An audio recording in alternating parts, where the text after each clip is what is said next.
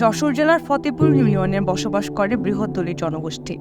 তাদের গ্রামে প্রায় ৩০০ দলিত পরিবার থাকলেও সেই এলাকায় ছিল না শ্মশানে দাহ করার অধিকার, ছিল না কোনো স্কুল কিংবা কর্মসংস্থানের ব্যবস্থা। আমি বিনারানী বিশ্বাস। আমি কাইপুত্র সম্প্রদায়ের দলিত প্রতিনিধি হিসেবে কাজ করছি। আমাদের এখানে কাইপুত্র সম্প্রদায়ের মোট ৩৫০ পরিবার বসবাস করেন। আমাদের পেশা হচ্ছে শূকর পালন। আমাদের সব থেকে বড় বৈষম্য হচ্ছে আমাদের পেশা দ্বারা আমাদেরকে বৈষম্যের শিকার হতে হয়। আমার নাম দেবলান, আমার গ্রাম ফতেপুর। এখানে সমস্যা ছিল, আগে ছিল রাস্তার সমস্যা ছিল, শ্মশানের সমস্যা ছিল, যে আমরা অন্য কারো শ্মশানে দাহ করতাম। আমাদের নিজস্ব কোনো শ্মশান ছিল না। আমাদের কাইপুত্র জনগোষ্ঠীর মূল সমস্যা হচ্ছে শ্মশানঘাট, বা আমাদের কোনো নির্দিষ্ট কোনো চিতার ব্যবস্থাও নাই, বসার স্থানও নাই যে আমরা কোথায় সেইটা করব। আমাদের তো আসলে ধর্মে আছে যে আমাদেরকে চিতাতেই দাহ করতে হবে, চিতাতেই আমাদের সেই শেষ কার্য।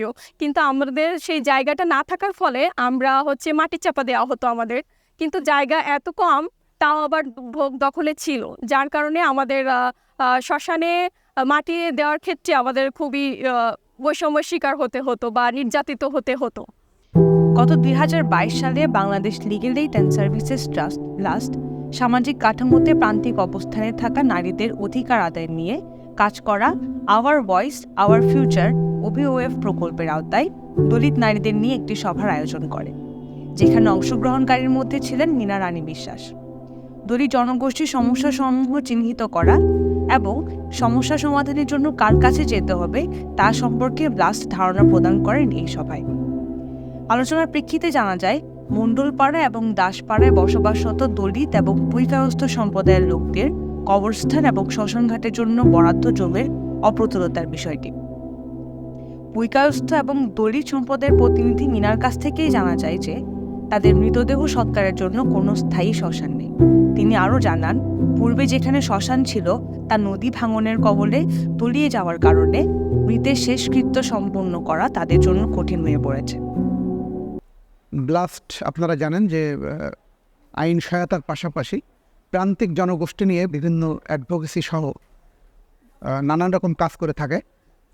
তো এমনই একটি প্রোগ্রামে প্রশাসনের বড় বড় কর্মকর্তারা ছিলেন, NGO প্রতিনিধিরা ছিলেন এবং প্রান্তিক জনগোষ্ঠীর পক্ষ থেকে প্রতিনিধি ছিলেন যারা তাদের সমস্যাগুলো কথা তুলে আনতে পারে। ঠিক তেমনি একটি প্রোগ্রামে প্রান্তিক জনগোষ্ঠীর একজন মানুষ তাদের বিভিন্ন সমস্যার কথা বলল এবং সেটা খুব হৃদয়স্পর্শী।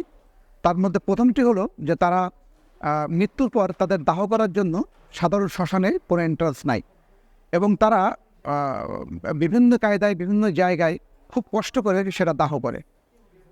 তারপর ওখানে প্রশাসনের কিছু ব্যক্তি উপস্থিত ছিলেন। আমরা ব্লাস্টের পক্ষ থেকে কিছু NGO প্রতিনিধিকে নিয়ে জেলা প্রশাসক মহোদয়ের সঙ্গে দেখা করলাম। জেলা প্রশাসক মহোদয় খুব আন্তরিক ছিলেন। তাৎক্ষণিকভাবে এটি স্থানীয় মন্ত্রণালয়কে জানালেন চিঠি দিয়ে জানানোর পর গত বছর লোকাল গভর্নমেন্ট থেকে তাদের জন্য 4.5 লক্ষ টাকা একটা বাজেট আসে এবং সেই বাজেট দিয়ে তাদের স্থায়ী একটা শবদাহ স্থান তৈরি করে, একটা শেড তৈরি করে। পরবর্তীতে ২০২৩ সালের মে মাসে ব্লাস্টের সুপারিশ ক্রমে এবং সংশ্লিষ্ট সরকারি অফিসারের দিক নির্দেশনায় জেলা প্রশাসক বরাবর একটি আবেদনপত্র লেখা হয়, যেখানে মণ্ডলপাড়ার 350টি পরিবার এবং দাসপাড়ার 150টি পরিবারের স্বাক্ষর গ্রহণ করা হয়। শ্মশানঘাট স্থাপনের পাশাপাশি ব্লাস্টের সহযোগিতায় কোনো প্রকার বৈষম্য না করে দলিত শিশুদের প্রাথমিক বিদ্যালয়ে ভর্তি নিশ্চিত করা, সরকারি বিনামূল্যে আইন সহায়তা নিশ্চিত করার জন্য 12 নং ফতেপুর ইউনিয়ন পরিষদে 15 জনের সমন্বয়ী ইউনিয়ন পরিষদ লিগ্যাল এইড কমিটি গঠন করা হয়েছে। স্বেচ্ছাসেবী সদস্য হিসেবে ভূমিকায়স্থ জনগোষ্ঠীর প্রতিনিধি মীনা রানী বিশ্বাসকে ইউনিয়ন পরিষদ লিগ্যাল এইড কমিটিতে অন্তর্ভুক্ত করা হয়। কিন্তু আমাদের এখনও অসম্পূর্ণ রয়েছে, সেটা হচ্ছে আমাদের একটা নলকূপ এবং স্নানের ঘর এবং আমাদের একটা রাস্তা দরকার, কারণ আমরা এখনো পর্যন্ত মৃতদেহটা রাখার জন্য আমাদেরকে মালিকানা জায়গা দিয়েই আসতে হচ্ছে। ব্লাস্ট এর উদ্যোগে এবং স্থানীয় সরকার মন্ত্রণালয়ের সহযোগিতায় 2023 সালে ফতেপুর ইউনিয়নের দলিত সম্প্রদায়ের জন্য একটি শ্মশানঘাট স্থাপিত হয়েছে। বর্তমানে এই দলিত সম্প্রদায়ের নিজস্ব কোনো কার্যকর কমিটি নেই, যেটা ব্লাস্টের কাছে তাদের চাহিদা যায় এটা হোক। এখনও কিছু সমস্যা বিদ্যমান থাকলেও আমরা আশা করছি বীণা রানী বিশ্বাসের মতো নারীদের বিভিন্ন পদক্ষেপ সমাজে পরিবর্তন নিয়ে আসবে।